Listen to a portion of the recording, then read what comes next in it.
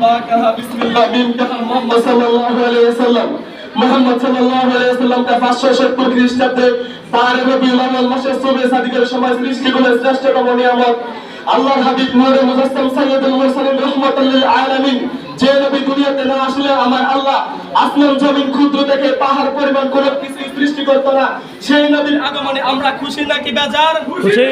সেই নবীর আগমনে আমরা খুশি নাকি বেজার খুশি দুনিয়ার বুকে একজন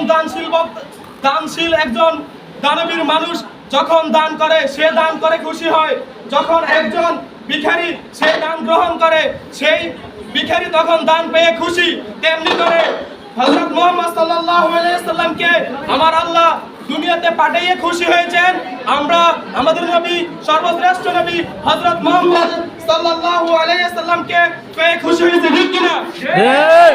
যে নবী শাফায়াত করানোওয়ালা নবী দু জাহানের বাদশা নবী সেই নবীর আগমনে আমরা মিলাদ মাহফিল জুলুস করে থাকি যারা বলে মিলাদ মাহফিল বেদাত তাদেরকে আমরা বলবো বেদাত না বলে আপনারা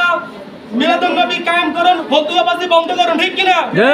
ঠিক বলে আমার সংক্ষিপ্ত বক্তব্য এখানে শেষ করলাম আসসালামু আলাইকুম ওয়া রাহমাতুল্লাহ